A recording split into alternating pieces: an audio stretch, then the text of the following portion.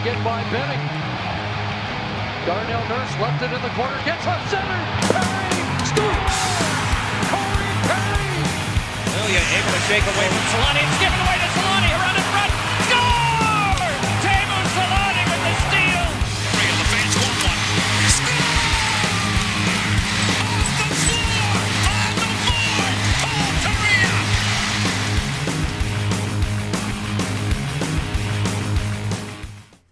And we made it. Anybody not live, that means nothing to you. But anybody who saw us struggle the last half an hour to try and kick this thing off, you all feel our pain and know what we mean. But we made it, guys. We're here. We're back on the weekly show. The Ducks won both their games this week and are on a 6-game winning streak.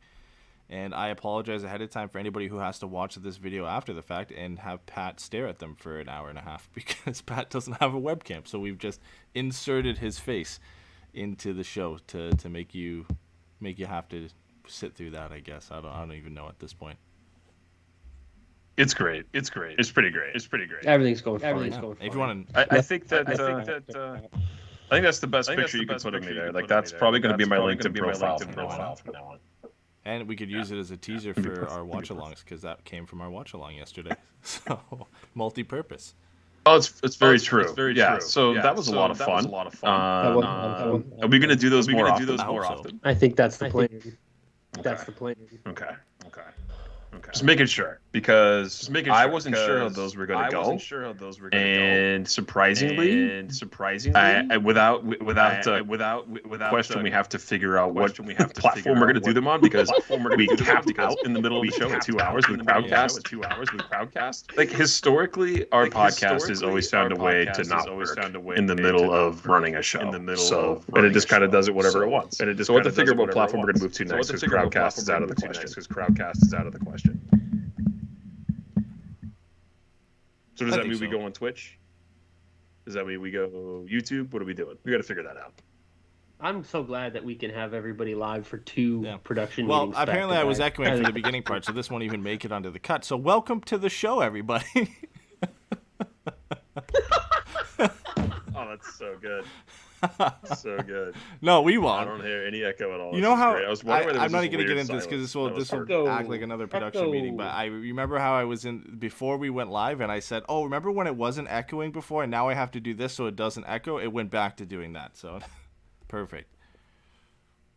We had Eddy Inception, and everyone didn't like it. Okay. I understand. Anyway, we are now hopefully error-free on the show, and we're back with a weekly update. The Ducks are 8-4-3. They've won 6 in a row. Won their last 2 games this week, which I guess there's one more game tomorrow against Vancouver, so we'll see how that goes. But we'll talk about that one next week. But how do you guys feel? How do you guys feel about the Ducks this year being fun, winning games?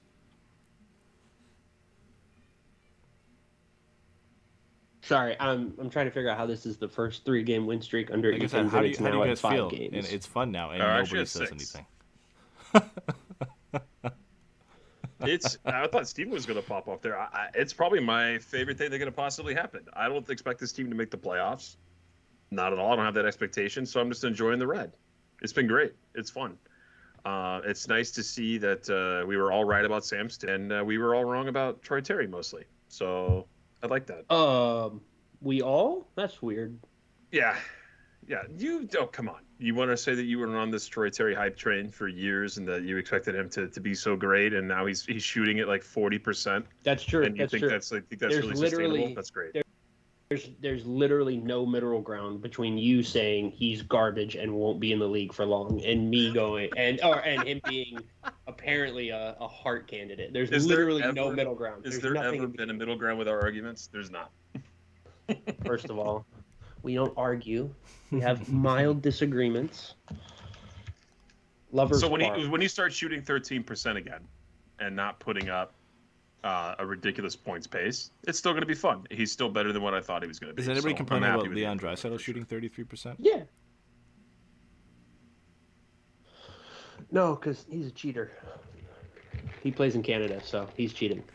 There are some guys that have high shooting percentages. What is the highest shooting percentage for a guy who scored? I wonder who scored over 20 goals in a season and what he finished with the shooting percentage. I don't think you could find that. I think it was Alex Tanguay. I think Alex Tanguay consistently shot over 17 or 18%. Wait a minute, I'm looking this up right now. Pretty sure it's Alex Tanguay. If Alex Tanguay is like a career 55% shooter, I'm gonna die. Happy. What is he? Oh my god, dude! Yeah. His career is 18-6. Yeah, he's got a How many 20-plus goal seasons did he have? Decent amount. He had a few, right? Sprinkled between Calgary and maybe Colorado. I don't know. Yeah, sorry, my computer hates me right now. But about Troy Terry in the kind of the same sense there, I had mentioned this on, I think it was the first episode for Ducks Morning Brew, is that he could potentially be a guy who falls around 17, 18, 19% in shooting percentage just because of the way he gets to those chances. Like, he's not a volume shooter. He's only has 33 shots on the season. But it's not like, the goals that he scored, he's in the right area, or he makes a nice move, or he puts himself in the best position to score possible, and he just converts on those chances. I don't think it's out of the question for him to be a guy who has an abnormally high shooting percentage. Obviously not 33%. That's going to fall down at some point. But I can see him possibly being near 20%. Like, I think it's possible for the style of play that he has. Yeah, I mean, I could see that. Like, I think there's a chance he could be in that 14-15 range, but I think one of the things that we're seeing, right, is that, like, he's increased his volume of shots, and, like, he's scoring more goals, obviously, on that, but, like you said, like, he's also getting really good opportunities, and so the question will be, as his finishing just goes down to something normal, like, is that going to affect his ability to get shots on goal? Is that going to affect his kind of going into those areas to be successful? Like, I don't think it will. He seems to be playing a pretty steady and sustainable style of play right now. Like, I don't think there's anything about what he's doing on a nightly basis other than literally just the points that's unsustainable. So I could see him settling into like 13 or 14. I don't think he'll get much higher than that, just because I don't know that the opportunities are going to be there. Like, as this team improves, I don't know that or as the wheels come shooting. Off, is he going to get those same chances? Tanguay had 2 seasons he shot over 20%? 3 seasons he shot over 20%. 4 seasons, 5. I'm counting him 5 shot over 20%, something like that.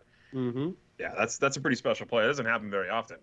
Like I said, I'm just happy with his production now. I don't think it's sustainable for the long term, but I think he falls somewhere in the middle. It is what it is. I think it's great. We might as well talk about it now, because like we were going to get into Troy Terry and his 13-game point streak later, but if we're already talking about it now, we might as well get into it. And like, how real is this from Troy Terry then, in him being a potential 60 to 70 point player, a guy who shoots near 20%? And obviously he's not going to be on a point streak for the rest of the year, but to be in that company of a top 20, 25 scorer in the NHL, I know it's early, but do we think that's possible? Well, I think it depends on who he plays with, right? Because like,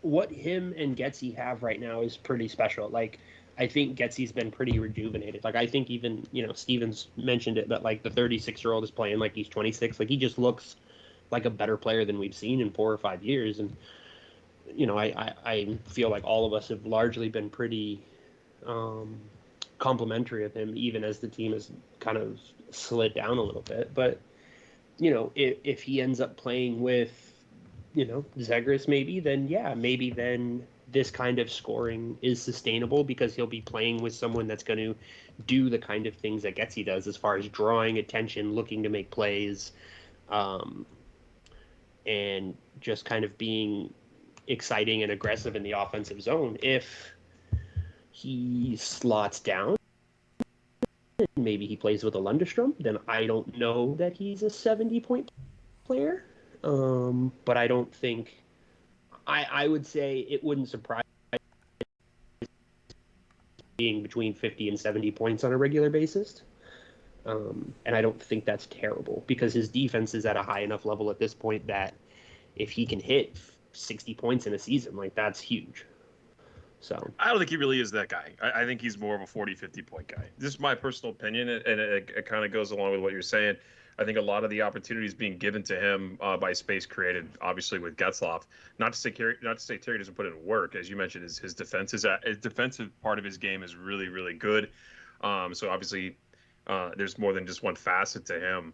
But I really feel like it's going to be a situation where when Getzy is no longer able to give those opportunities or they hit a slump in there, is Terry really going to be able to carry his load offensively and continue this kind of pace?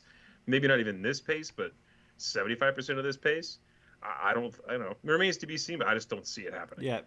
Yeah. I think it's going to be who he plays with, right? Because, like, I'm trying. One of the things that I've been trying not to do is mention Lambert or Wright or Bedard, Michikov and stuff like that. But if this team is in a position to get one of those guys in the next 2 years, and now you're looking at having basically able to split Zegras and Terry, and still put Terry with someone who has that kind of very high, potential and upside, then I think he can be this guy, right? I just think it's going to be about what the rest of the roster. I don't think he can do this on a line by himself with Isaac Lundestrom, but I think he can be this guy. Somewhere between being a guy who can do this on his own and being a guy that can only do this with star players is where he's at to me. He's kind of right in that middle. He's not a true passenger on the lines, but he's also not I don't think yet he's a true line driver. And so it's going to be about who he's able to play with. And, look, he took a huge jump this year. It's not out of the question. He takes another one next year, and now maybe he is that guy. But I would be inclined not to count on it. I think who he is at this point is already enough to be thankful for. Yeah, I think everything about his play this year is for real, except I think the volume of goals that he's scored. We already talked about the shooting percentage. There's no way that sustains at 33%, and I just can't see him being a consistent 30 to 40 goal scorer. I mean, he could prove me wrong, and Troy Terry's done nothing but proved us wrong over the last couple of years, especially to begin this year. But I think his playmaking is not going to change. The driving force of his play and how good his underlying numbers have been over the last couple of years has been due to his playmaking. And then for some reason this year the goals have just come. And again, a lot of that is him getting in those right areas, or kind of just contributing in a way that he finds himself, as the go-to option on that line. Right? He's playing with Getzlaf right now and Henrique. Neither of them are really shooters, and he's kind of become the go-to option on that line. And like you said, Steven, then now it depends. He's not going to play with Getzlaf for the foreseeable future. Maybe this is the last year of Getzlaf's career, right? We don't know if he's going to retire. If he goes up with Zegras, then potentially he becomes a shooting option on that line. But when you've got guys like Pastujov and Perreault coming up in the system, he's not always going to be that guy. So we could see a shift where he still puts up a lot of points, but it's more because of his playmaking. We see some more assists than goals, and he could be, just because he has a good finishing ability and gets in those areas, he could still be a 20-goal scorer. But it's so early to tell right now. And it was a loaded question to put in front of you guys to say, can he be a 60 to 70 point guy when this is his breakout year? We can look at that 2 or 3 seasons down the road and determine from there whether he can kind of be this player, because it's all about consistency. And this is the first real sample size of consistency from Troy Terry that we've had. Yeah, pretty much. The thing I was going to say, right, is when you're looking at guys who are going to put up 60, 70 points, they need to do one of two things, right? They need to either put up 30 goals or they need to put up about 40 assists.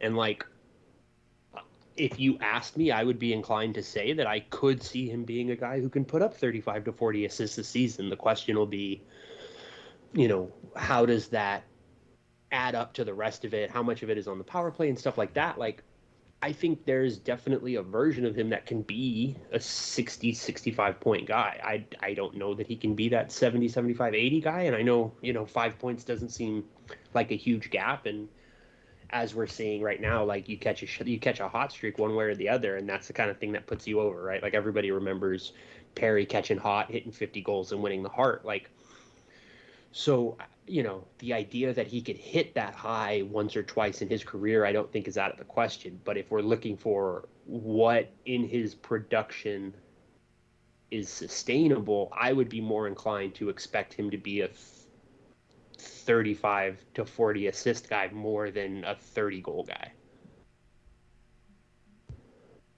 Yeah, I could see that. And, either way, the fact is this year is early on he is leading the Ducks to wins. He is their main offensive option, led the Ducks again over these last 2 games this week, had 3 goals and 2 assists for 5 points. And as we mentioned, still on that 13-game point streak, which doesn't show any signs of slowing down because the Ducks' best line since the start of the season and definitely over the last 10 games or so has been Henry, Getzlaf, and Terry. It's not really even close when you look at the numbers and how impactful these guys have been. And Getzlaf in his own right has started to produce offensively and had a bit of a resurgence in his career. 4 assists, was second on the Ducks in points over the last 2 games. And he's got 1 goal and 10 assists in his last 8 games. And he is, I think, one point off being a point-per-game player. So, I mean, never would have thought it would have been Troy Terry who would have revived Getzlaf's career, but they have found some chemistry, and we've talked about endlessly over the last few seasons and how valuable it will be for the Ducks to find chemistry with some of these young players. And we saw a bit of it last year with Comtois, Zegras, and Terry, and that got split up this year. And now it's Getzlaf and Terry. And Henrique's no passenger on that line either. He's contributing in his own way and still putting in points. He is. No, he's a passenger. He is in the sense when you look at what Terry and Getzlaf are doing on their own. But he has been a valuable piece to that line, and there's no question that they're going to be the driving force for the Ducks this year offensively. And it's an encouraging sign because I think they're still going to do well. Like, they'll tail off, like we said, Terry will tail off a little bit eventually, but we're all expecting Zegras to get going and Comtois to get going at some point. Raquel and Silverberg will come back in the lineup, and then you've got some supplementary pieces there that are going to add to the secondary scoring on this team. And all of a sudden you're like, okay, like this is starting to look pretty good. The pieces are falling in place. Aren't you guys a little worried at all about what this kind of has shown for Zegras? Are you guys concerned at all about his production? No, a lot of focus on Terry. Z hasn't had a lot of pressure. I know we're going to talk about him playing with Deslauriers, which is kind of hilarious. But I think one person that we haven't talked about at all during this, at least not much, is John Gibson.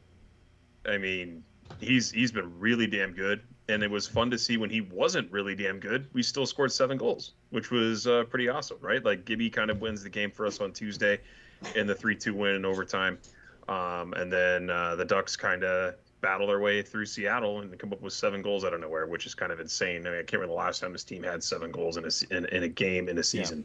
Well, we talked about that too, right? Is that if the Ducks can't, like, Gibson can't do this forever, and the last couple seasons showed that, there's going to be games where the Ducks are going to have to give him some help, and it's been a while since we've seen that. So it's nice to see that in the game against Seattle. Okay, yeah, Gibson wasn't his best. He still played pretty good, but the Ducks bailed him out, and they scored 7 goals, right? Like that. Didn't you see that coming, though? Like, everyone started saying like a .960 save percentage after Tuesday, and then all of a sudden you're like, yeah, okay, that's awesome. And then we go to the next game against Seattle, and we're like, oh, there's a dud. It's like it's every year, right? He starts off and is on a tear to start the season, it seems like. And then the Ducks fall back to earth, and they cool down, and then the wheels fall off for John Gibson. Like, I don't know if the confidence goes out the window, but you know what I mean. Like, we've seen it over the last 2 or 3 seasons with Gibson, but this year there's a bit of a different feel. There's a lot more support offensively from this team. Jokingly put out the graphic, I think it was today or yesterday, about where the Ducks are in goals per game. They're 5th in the league in goals per game, and I'll eat shit on my my take at the beginning of the year. I was like, there's no way the Ducks are going to be able to jump from near dead last in scoring to into the top 10 or even top half of the league. And I know it's early, but it's still 14 games, and they're 5th in the league in scoring, so it's not something we really expected for them. Yeah, but I mean, like, I don't know. Like there's kind of a middle thing, right? Because like we didn't think that they were going to be able to jump this high up the thing, but also what we've seen are two things that to an extent you were hoping for, but you can't count on. And one of that is a jump from a young player, which is Troy Terry, and the other is the power play working. Power play is really good right now. Power plays go cold, so it's just by nature. Like I think like a great power play is like 30%, which is I'm like just 3 out of 10. The way statistics work, like you're gonna have 10 for 10, and you're gonna have 0 for 10, and then you're gonna have all the stuff in the middle. I think what you're seeing is that right now this team is playing with a level of confidence that they can be in these games. And I think that they're feeding each other, right? Gibby is looking in front of him at a team that is playing. I mean, Giordano said it the other in the quote, right? Like, I think after the Seattle game where all he talked about was just like, they play with so much more pace than they did in the last couple years. Like, they just play faster. They play more aggressively. And that gives, I think, Gibson the level of hope or optimism that he can like tangibly see in front of him. That's like, all right, like, it's not like years past necessarily where like I can pitch a shutout and it won't matter because, we could put 6 guys on the ice at a time. They're still not going to score. And then you go the other way, and you've got a forward group who knows that Gibby is back there, and Gibby's found his groove again.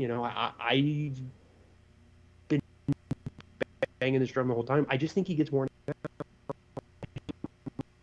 to do that. But if he can have a bad game and they can still win because they put up 7 goals, that's huge. And so now what you've got these two halves essentially feeding into each other and providing an opportunity for the other one to kind of have an off game. And, I think when we get to January, it'll be really interesting to see where this team is at and how that dynamic shifts. But for now, yeah, man, run that shit into the ground. Let's go. Like 7-4 every game. Like let's go for it. I don't care. No, we picked a good game to do the watch along for because not too many games lately for the Ducks have been as high scoring as that one. But the one thing I did want to touch on, because you mentioned like the speed of this team and how quickly they play and how quickly they can get back up the ice and beat you. And I want to talk about at least one play from that game against Vancouver, the 3-2 win in overtime.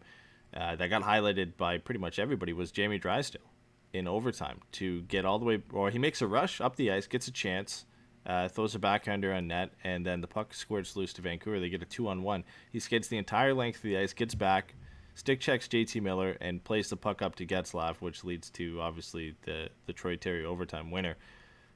Drysdale had a tough start to the season. I think he's come on as of late, and I mean, it's to be expected from a kid as young as he is, especially the amount of minutes he plays on a nightly basis. But that was some play by Jamie Drysdale. And a player it feels like right now is the only player who could make that play from the blue line right now is Jamie Drysdale, which is pretty crazy when you're talking about a 19-year-old playing 20-plus minutes a night. Yeah, he was up and down the ice on both ends. That was a hell of a play. You're right. I kind of got lost and I didn't even realize it while watching, and then going back and seeing those replays.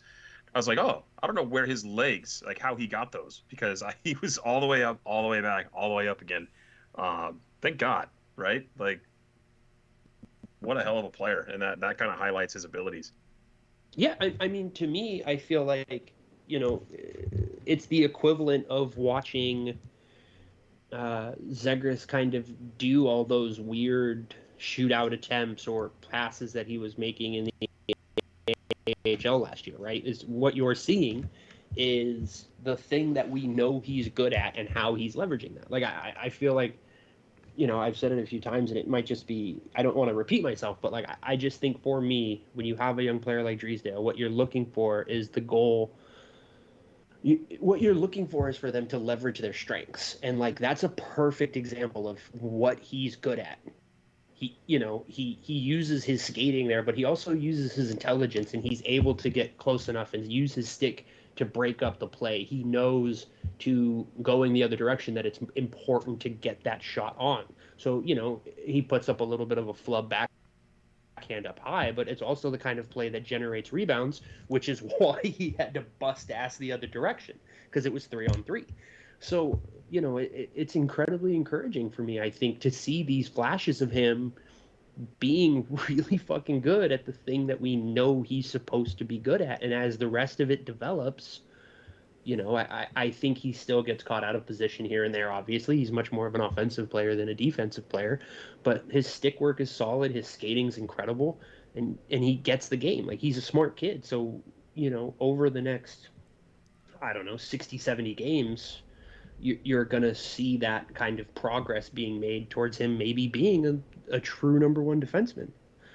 So, that would be great. But his ability to impact the game at both ends of the ice, just based on his ability to move at this point, is remarkable. He had 2 assists in that game too. And obviously the OT one was a product of the play we just talked about. But even the first assist that he had was a nice breakout pass from his own zone, which is what you want to see from him, right? Is his skating ability on display and him being able to make those home run passes from his own end and up to the to his teammates up front. So these are the type of plays that you want to see from him. Everything else is going to come as he gets more mature, as he gets more experience in the NHL. But to have these flashes every now and then and see progress, like a tough start to the season, and then as the Ducks have gotten better, he's slowly become a key contributor to this team. Like 3 assists in the 2 games this week. He was third on the Ducks in scoring, only behind Getzlaf and Terry. And eventually he's going to be that go-to offensive weapon from the blue line for the Ducks, and it's going to take him some time to get there, but we're seeing some slow progress from him so far. And again, we're talking about a guy we didn't even, we expected maybe this would be his debut season, not last year, or maybe even a few more seasons out. Like, I didn't expect him to be, in the NHL at this point, let alone playing, as much as he plays and playing on a top pair with Hampus Lindholm, right? So we, have had to kind of curb our expectations a bit in the sense that, like, when he was drafted, and even the year after he was drafted, nobody thought this is where he'd be. So it's already amazing the fact that he looks so comfortable and doesn't really look out of place. And yeah, there's some mistakes here and there, but the fact that he's even here and playing well enough to not be out of the lineup, like, there's no question, right? With other guys, Comtois, Steele, a few of the other younger guys, you're like, okay, maybe they shouldn't be playing. Maybe healthy scratch makes sense, is warranted. At no point have I looked at Jamie Drysdale and be like, yeah, he probably shouldn't be playing. Like, at no point have I felt that way with him, and that's just based on his play and how comfortable he's looked, at such a young age to be a key contributor for this team. Yeah, I mean, looking at time on ice, Fowler among forwards, or among skaters, ignoring the goalies. Fowler is first at 23 minutes. Lindholm is second at 22 minutes. Drysdale's third at 21. Battenkirk at just under 20. Like,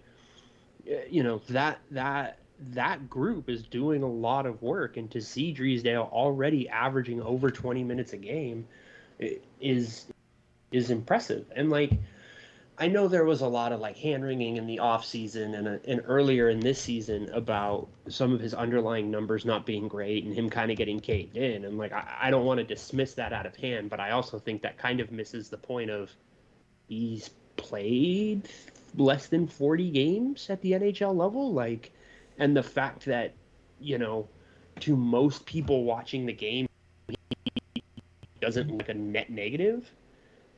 To me, that's huge. Like, yeah, like, I think, some of the underlying numbers and stuff is concerning in so much as, like, you would always want it to be better. But, like, again, like, he hasn't reached 50 games in the NHL, and he's already, having an impact on a nightly basis. Like, that matters to me. Like, that's worth more than just. And as Brett says here, else. like, last year was awful for the Ducks too. So it's tough for you not to have a not so great year when the Ducks were as bad as they were. And now that they're good, you're seeing, some increased production from some of these players, some steps forward, and just the ability to do more on a better team. And that's what we've seen from Drysdale. I think obviously there's players like we mentioned, Comtois and Steele, who haven't taken that step forward, but it's about progress. And I think we've seen that obviously from Terry, from Drysdale, from Zegras as well. How hilarious is this, though, that we all talk mad shit about this is the same roster as last year and how horrible that roster was last year. So the hell's going on? It's very... It's so weird. The people that needed to get some better extent. got better. But some guys have gotten worse, right? who got worse? Well, Comtois has not started as... Here is my question. Did he get worse, or is he not producing? I don't think he has been as impactful this season, but, like, I do think there is something to him playing roughly the same game and just not having the same results, which happens. So, you know, like, if he bounces back and he puts up, I don't know, 15 goals and, you know, 10 or 15 assists in the last 50 games of the season, like, is everybody going into the offseason less concerned about him?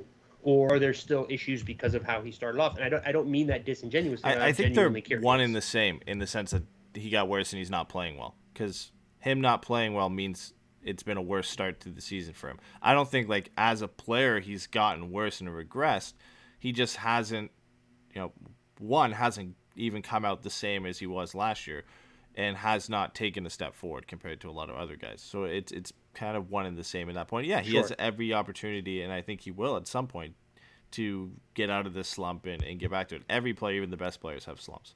And it's not out of the question that he could come back and not have, you know, Troy Terry 13-game point streak, but just to get back to the same player he was last year and being a key contributor for the Ducks. And as Brett kind of mentions in the chat here, like, Sam Steele's still young enough to have a chance to do that as well. You know, you don't want to give up on these guys just yet.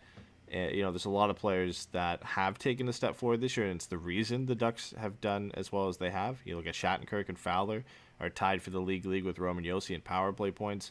Troy Terry, an obvious one. Getzlaf, Henrique, you know, Lundestrom with, I think he's at, 10 or 11 points now. Guys that you didn't expect to be contributing this much offensively have. Yeah. You know, 10 points, 3 and 7. It's okay that a few guys haven't got there because not everybody's going to take a step forward. That's why the Ducks are so much better. Is all these guys took the steps we've been talking about for the last couple of seasons. The veterans have gotten back to what is supposed over their career normal production for them. Henrique is normally a 40, 50-point guy. He's on that pace. Shattenkirk is normally a lot better than he was in his first 2 seasons with Anaheim. He's gotten back on that pace. Same with Fowler. You know, same with Getzlaf to some extent as well. And then the kids have taken steps forward. But nobody expected this. Again, like there was always a realm where the Ducks could be better this year, even with the same roster. But to jump from near dead last in the league in offense to top 5 for the power play to all of a sudden break out and do what it's done, it was near impossible to predict that. So I'll say we were warranted for predicting that, or being disappointed that the Ducks came in with the same roster and expecting it to be the same as last year. Just the only thing I'll say on Maxime Comtois, it just looks like he's not creating the same amount of chances that he was last. He's just not creating as much. And so whatever that reason is, who were his line mates when he has played? I'm curious who he was slotted with. I can't imagine he was right. Yeah, so Lundestrom, all over the place. He's maybe not with the most successful players he's being tagged with, right? But I don't know. I think it'd be nice to see him kind of get back into this on the power play.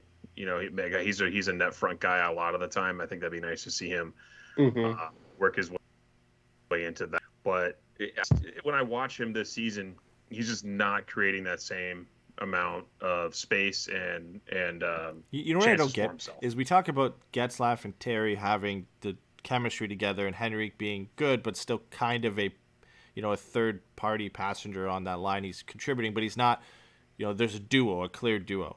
We saw that last year with Zegras, Terry, and Comtois. Zegras and Comtois were a clear duo. They had chemistry together. Terry was really good on that line, but he was clearly the third guy. I don't understand why we haven't seen Zegras back with Comtois, and you have Zegras Comtois Milano. Like, I think that would be a great line. I think Milano's work ethic will go good with the two of them. Obviously, Comtois or Zegras's creative ability and playmaking ability would be great for a guy like Comtois, who what we saw last year made his bread and butter and getting in front of the net and getting in key areas for Zegras to hit him with a pass. I think we need to see that for both of them to get going, but somehow D'Lo is still with Zegras. So here's the thing to that end, right? I think the one thing to mention is that who started on the left wing with Zegras, and Terry. What? Or it was Zegras, Raquel, Henrique, and Henrique. Okay. So you see that. So you throw an older guy on there, a little bit more of a do-it-all type, and whatever happens. Then you see D'Lo get put on there because he's getting run. D'Lo out there. And again, to that extent, D'Lo plays a energetic game. He plays an effort game. He's just gonna not stop moving. He's gonna be all over the place. He's gonna block shots. He's gonna make hits, like all that kind of stuff. That, like, while maybe not perfectly complementary to Zegras' play style offensively, it definitely makes sense to me that I don't want Zegras getting run every night, so I'd rather put him out there. And if something goes down, then you've got him kind of there to help. But like, Comtois has shown this last week and a half, I guess, he's shown a bit more of a willingness to kind of be that more physical player after the whistle and, stuff like that. Like, he's making big hits and stuff like that. So, but they clearly put D'Lo on the line with Z to protect him. Yeah, right. No, exactly. That's exactly what they did. Look, I will say this. It seems disingenuous to me for everybody out there to be like, I don't get why we're doing this. You know exactly why we're doing this. Zegras weighs 100 pounds soking wet in overalls. Like, and he's taken a few headshots. In the first 15 games put him through the boards. Like, again, like, the fact that this team is this successful right now, and Zegras hasn't gone off yet, and he's playing with D'Lo, like, to me, that is very encouraging, and I'm not entirely sure that I'm in a rush to break that line up. Lines are doing well enough that I'm kind of okay with Zegras just kind of continuing to find his feet, because it's not like he's not generating chances. No, he's just not. Getting production. That's my problem. So I understand why they put him with Deslauriers. Don't get me wrong. I get it. It's pure protection. Right after he got run by Paquette and slew foot by Subban, I get it. Like, I understand it. But he is not generating chances with Nick Deslauriers now. Like, the numbers are clear. Like, their possession numbers are down 39.66% with Deslauriers, 52.61% without. Expected goals are down to 44% from almost 57% when Zegras is without Deslauriers. Their scoring chances are down to 34% when they play together, from 56% when he's without Deslauriers. And the high danger chances for are almost triple or less, like 25% high danger chances for percentage with Deslauriers and 64% without. So he's clearly not getting as many chances and not generating as much offense with Nick Deslauriers, which makes sense because it's Nick Deslauriers. So are you protecting him then at the sacrifice of his offense? Yes. I don't think you should at this point. I don't get it. I think Maxime Comtois is more than capable to protect him. I just don't think he... Even on Tuesday, when he's going to have to fight at some Wilson. point, you're handling with kid gloves. I get it. He's been run a couple games. So if you want to play D'Lo with him for a couple games and send a message, fine. But it's been going on for a while now, and you're sacrificing arguably your most talented player offensively to protect him. And you have a good point. You gotta let him just go at some point. Like, he's a star player. He's going to get run. It happens for every team. At some point, you have to say, okay, it's gonna happen. But we can't do this at the detriment of his offensive ability, because that's gonna hurt us. That's gonna hurt him. It's gonna hurt the team. I don't get it at this point, because every star is gonna go through this. Like, Patrick Kane went through this. Smaller guys with just an immense amount of skill have gone through this, and they've had to go through it. And sure, that at times, as young players, they've been put with guys for protection. But I just don't see why it makes sense when you're sacrificing his offense. If he was still producing exactly the same and putting up the same numbers or close to it, and there's a slight drop-off, I can understand. But the drop-off in all major categories for him generating offense and putting up points for the Ducks has dropped off. You can clearly see it. It's clear as day. So at that point, you got to say, okay, now we can't do this anymore. Maybe every now and then, like if he's getting run 3 or 4 games in a row, and you want to send out a message for one game to whatever team you're facing next and say, okay, Deslauriers is going to play with Zegras. We're going to send a message for this game. Don't touch this kid. Fine, every now and then, but you got to let him go at some point and experience it, because he's going to be dealing with this for the rest of his career. You can't play him with Nick Deslauriers or guys like Nick Deslauriers for the rest of his career. He's going to have to go through it. He's going to have to deal with it. Watch me. Well, then at that point, he's going to become the Ryan 40-point player that Pat expects him to be, because he's not going to be putting up points with Nick Deslauriers. No, he's always going to be a 40, 50-point guy. Come on. Silence equals yes. You guys agree with me. This is perfect. This is great. Sorry, I'm looking at Dauber line trips right now. So, where do you guys want to look ahead here as far as our Bob Murray takes go? We kind of touched on it on our Patreon. This is the big topic we haven't touched on. 40 minutes in, we still publicly touched on it yet. Not hiding from it, but we had to have some detail as to what's going on. I think my take on it kind of just goes the same. If you were on our Patreon show and you were on that live on Thursday, stays the same. Asshole boss, kind of made people's lives hell. And ever since the Blackhawks situation happened, the league was told we better not find, or the league told the teams, put everyone on notice, we better not find out about anything happening that should be reported. So instantly this gets reported. The Ducks conduct their own investigation. Then they go, ooh, this is not good. So they get a law firm to conduct the rest. They're like, yeah, you should probably get rid of this guy. So he tenders his resignation. But I mean, the stuff that comes out, like calling and texting players and staff after games and freaking out. I mean, I'm not trying to make it sound like it's not bad and it's not a horrible work environment, but yeah, I imagine that he's not the only GM that does this in the NHL. And it was about time the big angry Bob probably left anyway. Just it sucks he went out on these terms. Yeah, I think the thing for me is,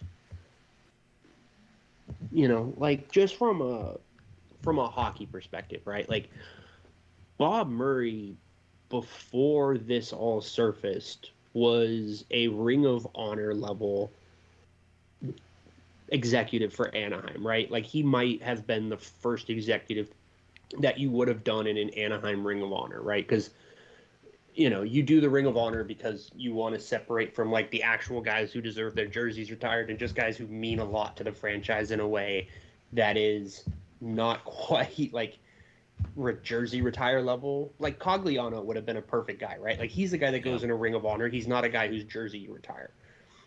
To me, Bob Murray, executive level, was that guy for Anaheim. Well, now what we found, ostensibly for the last, 13 years, like he's been making everybody's lives miserable, and in a way that is. He threw a chair in the press box when they lost Game 7 in 2009 and injured somebody in that press box. Like he's had moments where we probably should have seen that he was like this. No, for sure. That's what I 100% agree, right? And so, like, now what you have to do is, like, separate all the different things. And, like, yeah, it was time for him to probably move on. Yes, it sucks that this is what it took. Yes, it sucks that it took this long for this to become a thing. But, like, I think Getsy kind of said it the other day, like, this is still kind of...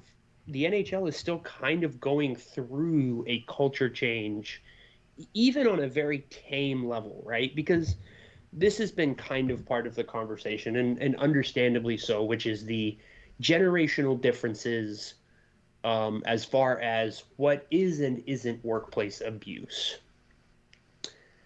And so, there are probably a handful of people who feel that they were abused by Bob Murray, who Bob Murray was like, I was just tough. And that just creates a weird thing. But you've also got what very clearly seems to be an issue where people were just genuinely afraid of him in a way that's just unacceptable. Like, you can't be afraid of the executive in that way. And I think the other thing that we've seen here is the reality of having one man have him being in charge and being that important. Like, he's the guy. Like, he's been the guy for 13 years. Like, there wasn't anybody who really could have been in a position to address this with him other than owners and other than Schulman. So over the next 6 months, I imagine we're going to hear some things from we're those probably going three. to hear some dirty stuff that comes out of this where you're like, wow, man, you said that or you did that. Like, yeah, but see, that's going to be a tough one. Like, the thing for me is, it's like, that's all expected, and I'm not looking forward to it, but it's not going to really change how I feel, because what he did was unacceptable. The way he treated people was unacceptable. The details don't necessarily make that more or less true, right? What I am very curious about is, how do Schulman and the Samuelis respond to this as far as making changes in the way that they engage with hockey operations? Because I said it just last year. Like, I think Anaheim fans needed to be, I'll just say it the way I said it. Anaheim fans need to appreciate the degree of hands-off that this ownership provides, because we can look around any league and see meddling owners who ruin their team by insisting they're smarter than the guys they have in place. To their credit, the Samuelis have never been that thing. The problem is now that we're seeing is they might have been entirely too hands-off and entirely too detached. And so it creates an accountability gap. And so I am very wouldn't you say though that kind of is coming out of you don't want to fix what's not, and things have kind of been broken the past few years, and it pretty much took a just horrible string of events that we found out about with the Blackhawks that they covered up in order for something as, honestly, it's not minor, but it's nowhere near the level as what happened with Aldrich in Chicago, where now this is being reported. I think that this comes to light where people felt like they had a way to say something about the environment they're in, and that's why. But I think the ownership didn't know that Bob was a hard ass. There's no way they didn't know. Right, and that's my question, right? Where is the gap? Because there, again, like we've said, there is a difference between just being a hard ass and being abusive. And if they didn't know he was being abusive, I am sympathetic to them not having that information, but it's their responsibility. See, my issue with that is it's just a leadership too below Bob as to where they can exactly who's if you're a player or a staff member who doesn't have a lot of leeway or say or power or whatever it is how are you going to go and approach the owners with that conversation about a guy who has almost as much power as anybody in the organization? Like, you're gonna walk up to Henry Samueli when you see him in the hallway and be like, hey, like, listen, this isn't okay. Like, you don't have that ability necessarily to do that, or the confidence to go out and do that, because if Bob Murray is, like they're saying, is threatening job security, there's only one place you can go, and it's not the owners. We don't know, maybe made that not easily accessible to go and have that conversation with them. It's not easy, or I would not imagine it's easy to go and have the conversation with the owners as a staff, one of the cogs in the machine, about a guy who has this much power and this much sway in the organization, because it's your word against his, and this guy has a lot more power than you do to be like, yeah, I didn't do that, right? And it makes it a tough situation at that point, which is why I think this situation with the Blackhawks, where it's now, and the NHL hotline is what it is, and we won't get too much into that, but it's now hopefully opened up a way for people to speak out and for these issues to get resolved. And this is the first case of that, and we'll have to see how that develops and how that continues to go on. But all we know from this is a situation that should have been checked a long time ago. It finally has happened, and the right decision has been made, and Bob Murray no longer is a part of the Anaheim Ducks organization because of the things that he's done. And like you said, Pat, I'm sure not every instance is as bad as it's put out to be. I'm sure there are situations where you can classify it as him just being, old school hockey guy, hard ass, whatever you want to call it. But clearly there was enough instances in there that he was going over the top, being abusive, and in no instance is threatening job security in any way acceptable. So that's another notch in there. And eventually we'll probably see these stories come out. Like you said, it's just going to continue to get worse. Well, it was pretty telling when you heard through guys like Greg Wyshynski on ESPN saying that his sources were like, oh. Murray's a like dick. even playfully in articles. Right. Surprising it came out, but no surprise. We've saw like the GM He's always been the GM review article like 2 years ago in the Athletic where they just talked about who's the hardest GM to deal with, and it was like a playful article, and they're like, it's Bob Murray. Like that guy is just nobody wants to deal with that sucks. guy. Yeah. Like it all adds together to the point where like, okay, yeah, this makes sense. Like nobody was surprised when it came out that it was basically, he's just an asshole. Like he's just rude to everybody, and he's verbally abusive, and he takes things over the top, and he goes way too far with it. Nobody sat back and be like, oh, not Bob Murray. No way. It's this guy. Everyone is like, that makes sense. Yeah. I just want to make sure that I'm clear, because I 100% agree with everything you said, Eddie, as far as everybody under Murray was not in a position where they would have necessarily felt comfortable to go forward. And that's why my thing is it's the owner's responsibility to create that situation. Whether that is, trying to go in and check in and just talk to people and see what's going on, whether it's instituting their own anonymous tip line through HR, like there is a responsibility as the owner of the team, as the head of,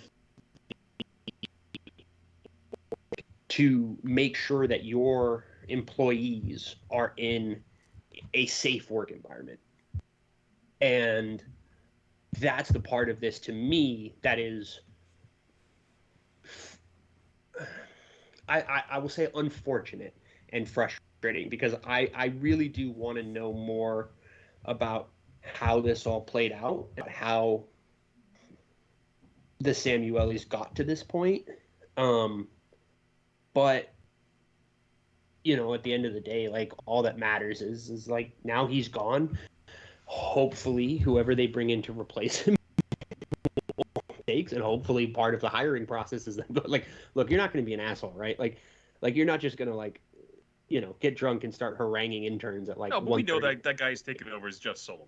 There's no way. I don't know, though. I'm not. He's the front runner.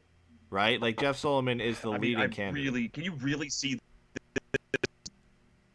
Can you really see, like, Dave Nonis, like, really going to put him back? I don't think Dave Nonis is in the running at all. He's not going to get that position. I mean, I don't think Matt's going to get it. If it's an internal hiring, it is Solomon. But I think there are more than a handful of people outside of the organization that will be legitimate. It's indicative that they're waiting this long. They're going to draw this process out and wait till the summer because they're waiting to see who's available at that time when they go through the interview process. There's no interviews being made. And they're probably also going to see how Solomon handles this. He has full reign. How does he handle the trade deadline? What's he do with his vets? How does he handle the kids? I think I said this the other day. Like, that's very important things that are going to be happening here in the next 6 months. This is an audition period for Jeff Solomon. Absolutely. And they're going to see what he does. And it's not indicative of the Ducks play at all. It's what he does and how he handles a trade deadline in key situations. Maybe the draft, if they get that far, free agency, contract extensions, everything like that. They're going to see how he handles and how he does.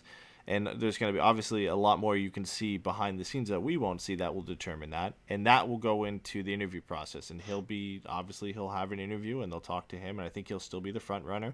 But there'll be other guys that they interview as well. And there'll be a handful of names in the mix, and they're going to wait until the offseason to see who's available and take this process very slow, which I think they should. I don't think they should just hand Jeff Solomon the job without exhausting all their options because this is an important decision for the Ducks. They haven't had to make this decision in a very long time. It's been Bob Murray for the last decade plus. So this is a decision that they shouldn't handle lightly, and they should take their time with, and they should interview more than just one candidate and not just hire from within because it's easier to just hire from within. So I think Jeff Solomon is potentially the right guy for the job. I think he has enough experience to be that guy. I think his mindset and the way he approaches the game is a modern style, which I think could fit the players in the approach that the Ducks are taking here. So he checks a lot of boxes, but there's also a lot of other guys who do that as well. And you never know who you're passing up on unless you have those conversations and meet those people and see how they fit your organization. So I'm glad, for me at least, that they're approaching it this way because I think it is the best way for them to approach it because this is a major decision. This is the biggest decision the Ducks have right now for the future of their franchise is determining who the next general manager is. Not contracts, not trades, not the draft, not anything else. This is not even is Dallas Eakins going to be the coach next year. This is the most important decision the Ducks have had in the last 10 to 15 years, and they need to take their time with it. Well, see, I feel like it's one of those positions where they go, "Hey, so and so just got fired. We're going to put in an internal job opening, but make it public. Don't worry, the job's yours." That's just what it feels like to me. I feel like that's going to be the case. Like, we're going to pretend like we're going to be interviewing everybody, but we brought you in for a reason. There's a reason why he's in a rim and not Martin Madden and not Dave Nonis. They're still assistant general managers, and they were here prior. That's why it points to that to me. I would be surprised if they go outside the org.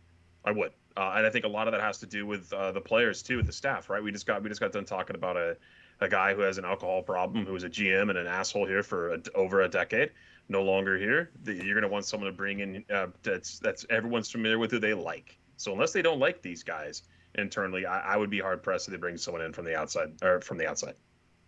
Yeah, but I will say this: if it's an internal hire, I don't think it's anybody but him. If you want to say that at this point in time, if for no other reason than he's already there, he has a track record as an executive, and he's going to have the opportunity to just be the guy until this is over, I think if you made Solomon the odds-on favorite to walk away with this job, I think that's correct. But there's talk about Marc Bergevin not being happy in Montreal. There's Jeff Gorton, who doesn't have a job. Apparently, Kevin Weeks wants to be a GM. Apparently, George Peros wants to be a GM. Like, you've got Michael Fuda and Eric Tulsky over in Carolina. Like, there are always executives. You've got, I think one of the Rutherford guys has a job, Ray Shiro. Like, there's just always going to be people who are going to have an opportunity to surprise. And so, I think I would take Solomon over the field, but I don't think that the gap is that big. But real quick, does anybody have anything they want to say about, like, the situation leading to Bob Murray resigning? Does anybody have anything else they want to add? No, I think it's all out there. I mean, we'll continue to get more details on it, but it is what it is. Like, at the end of the day, it's the right decision was made. He's no longer a part of the organization. He's hopefully getting the help that he needs, for a personal level, because, as much as he's been an asshole clearly to a lot of people, at the end of the day, we should all hope that he gets the help he needs and that he becomes a better person from it. So, there isn't too much left to say on it. And I think the best thing to do is now approach this from, okay, what's next for the organization? What are the next steps here for them to continue on and continue to build, hopefully, a competitive team? Okay. Yeah, I don't see a reason in discussing Bobby. Okay, so perfect. Here's my question. I was thinking about this on Thursday, but I saved it to today because I think it just makes more sense for this show than what we were doing Thursday. What do you guys think? I want both of you think the first thing Jeff Solomon should be trying to do right now is trade his vets. Yeah, I think you should be analyzing the roster and essentially along the same lines as what Pat said there. Analyzing who's on this roster, what he has, what the value of these players are, talking to other GMs, seeing what's out there, and then eventually making a decision on some of these players that he has to make a decision on sooner rather than later. Guys we've talked about before, Raquel, Manson, Lindholm. He needs to start that process now and start having those conversations for himself, because a lot of these conversations I'm sure he was privy to under Bob Murray, but he needs to now start having these conversations himself and finding out what these players are worth, what other GMs think, what's out there, what's available, because he doesn't have a ton of time before he's going to have to make a decision on some of these guys. So I think that should be the first thing he does here, is just evaluating his roster, talking to other GMs, and figuring out what the next course of action is. Yeah, I think for me, it's Lindholm. Like, just full stop, nothing else. Because, like, to me, I don't see a situation in which Raquel and Manson are on this team next year unless they come back in free agency. I think they're almost guaranteed to get traded at this point. I think the question now is, what is Lindholm? Where does he fit into the organization? And what does his next contract look like? Like, because to me, that is the biggest question mark, right? Like, because, we talked about it like in Eddy on the prospects episode. Like, there are offensive attacking defensemen in this pipeline right now. What there aren't are a lot of very stable defensive types in the system. You know, I mean, one of them was Hunter Drew, and he's a forward now. So, you know what I mean? Like, I just think, and if they don't think that they can bring him back, then they need to move him out and see what they can get and all that kind of stuff. But I think Lindholm is singularly above everything else at this point, because the style of game he plays is unique on the roster, and his ability to be impactful on this team over the next 5 years is unique to the other guys as well. Yeah, I agree with that too. I think Lindholm should get a bigger focus than Raquel and Manson. I think for all three of them, you have to figure out what your approach is to them fairly quickly here. Are you going to keep them? Are you going to move them? And if it's the latter, what are their values out there? What are the options you have available? Which teams are interested? What are they willing to give up? Because those are conversations you're going to have to continue to have for the next couple months until it materializes into a trade. I don't think you make any move now, no matter what, but you have to start thinking about that and what your approach is going to be with these players. And in my opinion, and obviously, Jeff Solomon's a lot smarter man. He's in the position than I am. But you got to make a decision early here on what your approach is going to be with these guys. Are you planning on keeping them around long term, or are you planning on moving them? And then from there, develop a plan on how you want to approach that. I don't think you can leave it in limbo and say, I might move him, I might not, I might re-sign him, I might not. And especially with Lindholm, if you're going to have a conversation about contract and term and value and how much it's going to come down to, that's a conversation you have to at least start thinking about now, and then approaching it later. I don't think you approach the player into the offseason, but you need to make a decision if you're going to have him around, and if you are, what the likely term and cap hit's going to be, and how he's going to fit into your roster, and who needs to go out to make that fit. And that's a decision, especially for Lindholm, if you're thinking of keeping him around, that needs to be made relatively soon, because he's getting 8x8. Yeah, man, and if he is right, that impacts any decisions you make for the rest of the season at the deadline, in free agency. You got to make that determination now if you're going to keep him around or not, and that maybe goes with talking with the player's agent, seeing where they're at. If it is true and Lindholm wants to test free agency and that's the route they want to go, then you have to resign to the fact that maybe you have to trade him, and then you could have those contract discussions potentially in free agency if he's gone and talked to other teams and allowed him that courtesy, and then he wants to come back. You can do that then, but you need to find out early on here what the plan is, and then start, making your decisions and your plan based off that. For sure, makes a lot of sense to me.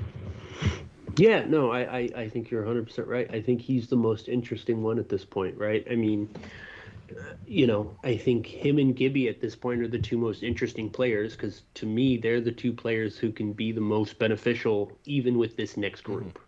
Or the most effective and impactful, even with this next group. But if they don't necessarily think that those two guys' timelines are quite where they're at, because, maybe they're looking at this and they're going, yeah, we can't expect Gibby to be this great, this much, and get this kind of quality backup goaltending, and have Troy Terry on a point streak, and only what that means is we're second in the Pacific, which is bad. Such a bummer that Gibby came into this organization probably about 5 early.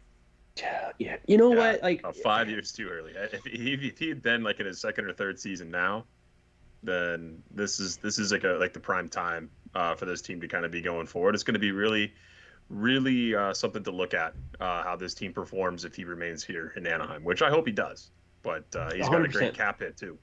But he also wants to win, so that's going to be. There's a lot of question marks, and I think you kind of hit the nail on the head there, Steve, with Lindholm and Gibby. The other guys, we've all kind of talked about it ad nauseum about they need to leave. We need to find a way to get rid of these contracts. So, and there's a lot more to it, right? Player personalities, leadership qualities, those all do matter. And when you're talking about a group and developing a core, so we'll see what happens here. But I still think it's like you guys. We've all agreed this is Solomon's chance. See what happens here in the next 6 months and see what the Ducks do. But guess we'll get there first. Yeah, no, this is his tryout, man. This is his chance to prove that he's the guy who can do this and be the next Brian Burke. Bring fighting back to Anaheim. We'll see. That's what mine is. That's true, because we haven't had enough of that around here. Eddie, I've been noticing really quick, we don't talk about a lot of Patreon stuff, and we kind of have been lately. We've had a number of people join Discord recently that I think we should probably give a shout out to. I've seen probably like 4 or 5 new Patreon people in the last week or so. I gotta put together a list of everybody, but I know recently Tony literally just joined during the show. So shout out to Tony if you're listening right now and you joined because we mentioned the watch along or anything like that. So shout out to Tony. I know we had goes by GST in Discord, so welcome to the Patreon. And we had Ferda Ducks in Discord as well who joined. I can check Patreon and get your real names, but I figured you'd rather go by what you have classified yourself in as Discord. So welcome to everybody. If I'm missing anybody, I will get you. I have to put together a list. We are missing Discord, or not Discord, but Patreon's weird. Whenever you log in, I want you to log into your email and verify that you're the correct user. It's like you can't just go check it like you can on Facebook. So yeah, we'll make sure we give shout outs here the next day or so. Yep. Last bit of news before we get into our predictions, I do want to say, because Isaac Linderstrom left Thursday's game with an injury, he was skating today. He was skating at practice with Comtois and Silverberg, so that could be an interesting line we see for the Vancouver game tomorrow. God, that would rock. How the fuck was that not a player safety issue? With Linderstrom? I think it was just precautionary. How the fuck was that not taken out of the game last night? Oh, you mean the hearing, yeah. No. What he's saying is, how is he not... How was Lozon not suspended a game for that? Yeah. It was blatantly shot to the head. It's the NHL Department of Player he didn't Safety, so what are you expecting here? Consistency? Come on. Yeah, maybe. Like, what the hell? If it was Zegras, does he get 2 games? Like, I think if it's Zegras, they shoot him. Like, I just think there's just someone like on the head. Such a cheap shot. Just someone just going, I'm sorry, what? Take him out? Okay, great. And then that's it. I just wish Delos or Manson's uppercut would have landed a little more flush. It was nice. It wasn't as flush as I wanted. Ooh, you know what? Honestly, if we get another fight like that, Patty, me and you have to do an entire Patreon episode just breaking down the fight frame by frame. Because it was beautiful. It was. God, I just wish it would have dropped him. That would have been great. I haven't seen Manson whip someone's ass like that since Gio. That was let's make our predictions here for the next 3 games. Ducks play tomorrow against Vancouver. All 3 are home games. They play Tuesday against Washington and Thursday against Carolina. Steven, what are your predictions for the Ducks this week? Ofer. Are you being realistic? Because I know it's par your course to say over, but I'm supposed to go to the game on Tuesday. I hope they win. I mean, because it's Vancouver, Washington. I think they'll beat Vancouver. I don't think they're beating Washington. I don't know that they're going to beat Carolina. I'll say they go 1-2. I don't think they're beating Carolina, but I think they have 2 wins, and I'm nervous about Tuesday. Ovi's on a tear right now, so Dude, I I'll swear say they go Ovi scores 2-1. 2 goals against the Ducks every time. Yep. I'm going with Fresh Flock in the chat here. I'm saying they're 1-1-1. I think they win against Vancouver, lose in shootout overtime against Washington, lose to Carolina. Unfortunately, to probably Freddie Anderson that night, but we'll see some good games at least. Does he get booed? No, I don't think so. You're gonna boo him? They can't boo him. I'm gonna boo him. Yeah, why would you boo him? Because he ruined Game 7 for the Blackhawks when I was there. He ruined it. His play was terrible. I'm sure he was the sole contributor to that game. We should definitely be mad for him for something he did 5 years ago. I think that's appropriate. Pretty mad about it still. Yeah, never forget. I can tell. All right, well, I'm gonna wear blue. Anything else, guys? Oh, I'm tapping. Not supposed to tap. Yeah, last thing I wanted to say real quick. For everybody that is tuning in now and wasn't there on Thursday when we talked about it a little bit, I just want to say Eddy is doing a really, really wonderful thing right now with the Ducks Morning 12 to 15 minute videos that Eddy's putting together, just kind of hitting some quick hits for what's kind of going on in Ducksland, and I just think they've been really great, and I think they're a really cool addition to kind of what we're doing here and what we want to try to do, and just want to give Eddy some public love and tell everybody to check that out. They're on YouTube, and we tweet the link out every morning once Eddy's done doing his job. So Monday through Friday, he gets us out there. Good job, Ed. Yeah, I think that's a really good little bit of information to get people in between the shows. I mentioned the only thing I want to mention too. I know we just kind of get a shout out to a couple people here, but we're definitely going to do another watch along here soon. Would love to do one if we can. I don't know if I can make one this week, but next week would be awesome. Through you, maybe you guys and Jay want to do one, but those are so much fun. And then we'll have to get a Pucks and Brews here, and maybe next weekend. Yeah, that'll be a fun one too. Time to talk about the league. Yeah, right. There's been a lot to talk about. We haven't got to it yet. But yeah, if you are new to the show or want to check out the Patreon at any point here, we do have our flagship show, Pucks and Brews, on there, which is, like Pat said, we normally talk about the NHL, sometimes Duck stuff. We combined it with a watch along on Thursday to watch the Seattle game, which was a lot of fun. So like Pat said, we're going to try and do a few more of those just to kind of figure out where that's going to land, whether that's going to actually be live on Twitch and outside of Patreon or part of Patreon. We have to determine kind of what's best and talk with our Patreon members and find out what's best for them, because Crowdcast, as we mentioned earlier on the show, cut out 2 hours in, and we had to relaunch it and get everybody back in there.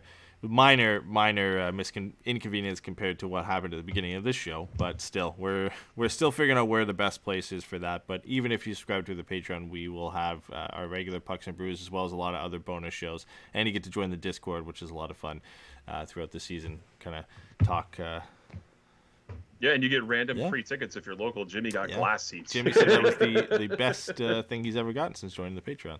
The main reason he joined the Patreon. So he said it was worth every damn. It was worth every penny. Love it. But yeah. Can we say one thing real quick? I know I'm holding everyone up. Connor McDavid's goal, Jesus Christ, against the Rangers. Yes. Maybe one of the best goals season, I've ever seen. Don't bring up McDavid right now. I'm going to get annoyed, and we're going to spend 25 minutes on this. My God, that was one of the best goals of all time. It was a gorgeous goal. It was absolutely incredible. And the way it was incredible is people who don't give a fuck about hockey were talking about it. And to me, the thing that is going to be very cool about ESPN having it is people just habitually pay attention to ESPN, and goals like that provide an opportunity for people to see the parts of the game that draw you in, right? Like, anybody who's been watching hockey for a long time can see the little things here or there, or, appreciate the totality of a game and things like that. But those highlights right there, that's the stuff that makes you want to buy a ticket to a game. That's the casual fan ticket. Well, yeah, and we saw a lot of people outside of hockey comment on that goal. Maybe more so on my side because there was a lot of Canadian athletes, but Alphonso Davies, who's Canada's best men's soccer player, was commenting on that goal. Low bar. You had a few Canadian football players who were commenting on that. So, like, again, you're growing the game outside of just hockey fans at that point when you have goals like that and plays like that go viral. So it's Connor McDavid. We're going to see that several times throughout the year. But that is the best was when he was swinging around in his post game presser. It's my job. Yeah, what I do. I can't. You can't always. I don't know. Can't always take on four guys, but 4 on 1 every night. But what are you gonna do? That was my favorite part of that. Just so casual about That's what I get paid for. Just a bunch of boring Canadians. So yeah, awesome. We will be back next weekend with our regular weekly show. This one here, Monday through Friday, as Steven mentioned. Ducks Morning Brew will be on our YouTube channel.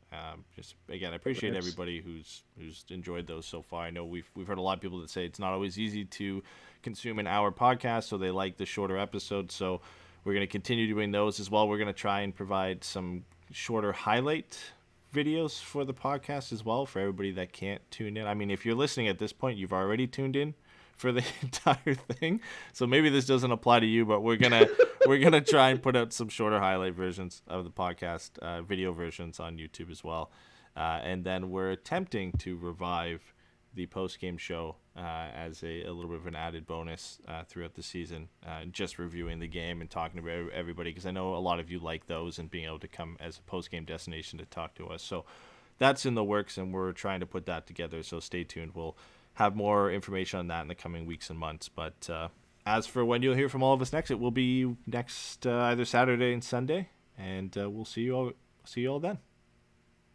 Have a good one, guys. Thanks for tuning in.